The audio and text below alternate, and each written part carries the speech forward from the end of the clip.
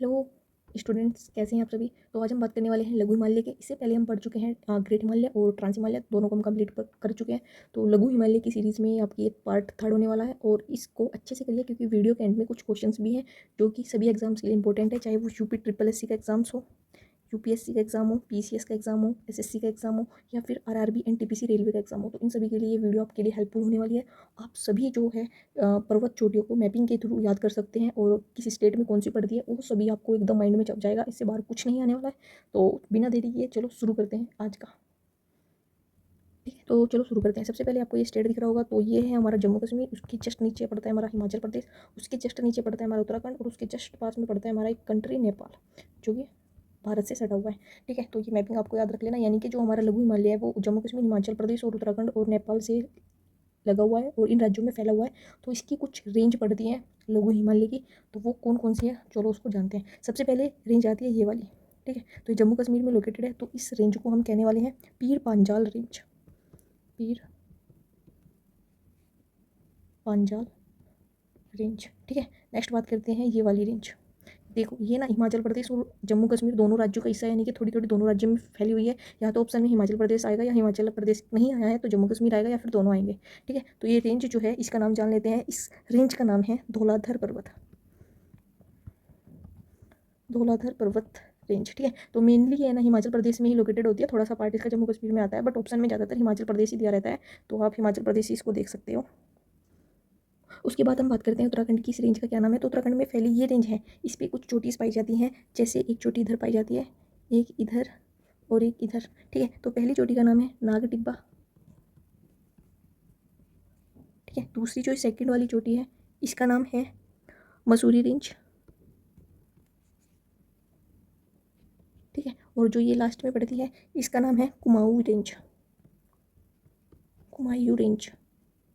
ठीक है, तो आप इनको कैसे याद रख सकते हैं। इन तीनों को आप याद रख सकते हैं सिर्फ एक वर्ड से, न में के नमक।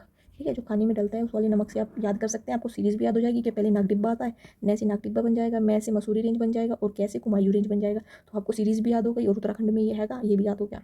अब बात करते हैं नेपाल में। तो नेपाल में जो ये लंबी सी आपको एक रेंज दिख रही है इसका नाम है महाभारत रेंज। ठीक है, तो नेपाल में पड़ती है महाभारत रेंज, जो कि लघु हिमालय का पार्ट है। तो बेसिकली हमने पूरी जानकारी लघु हिमालय से ले ली है। एक बार और चीज़ों को रिवाइज कर लेते हैं। तो सबसे पहले हमने गए जम्मू कश्मीर में। जम्मू कश्मीर में पड़ती है एक फेमस रेंज जिसका नाम है पीर पांजल रेंज।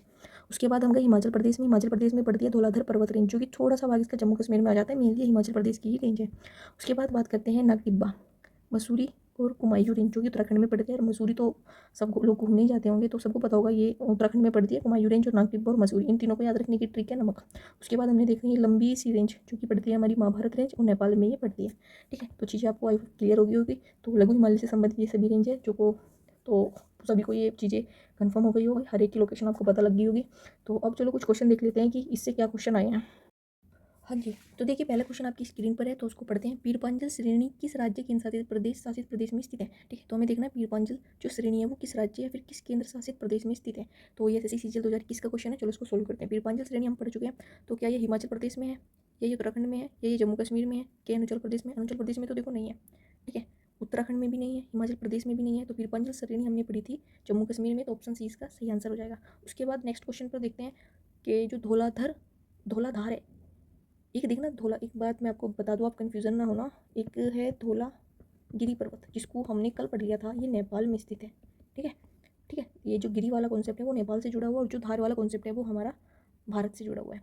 तो धौलाधार तथा पीरपांजल की महत्वपूर्ण श्रेणियाँ किस हिमालय का हिस्सा है। तो अभी हमने पढ़ा है कि जो धौलाधार है और जो पीरपांजल श्रेणियाँ हैं तो वो किसका हिमालय का पार्ट है। तो देखता लेज़र हिमालय या फिर लघु हिमालय का वो पार्ट है। नेक्स्ट क्वेश्चन देखते हैं। प्रसिद्ध पर्यटन स्थल मसूरी और नैनीताल हिमालय के किस भाग से स्थित है। देखो मसूरी हमने पढ़ लिया है और नैनीताल आप सब लोग जानते होंगे। नैनीताल और मसूरी दोनों उत्तराखंड में स्थित है। किस भाग में ही आते हैं, तो लघु हिमालय या हिमाचल श्रेणी भी इसको कहा जाता है, ये इस वाले पार्ट में आते हैं।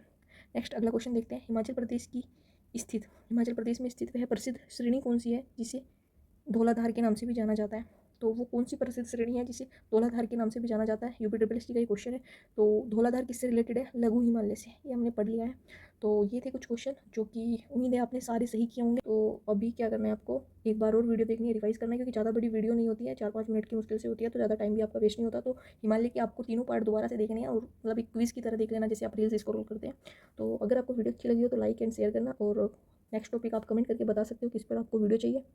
तो मिलते हैं आपको नेक्स्ट वीडियो में।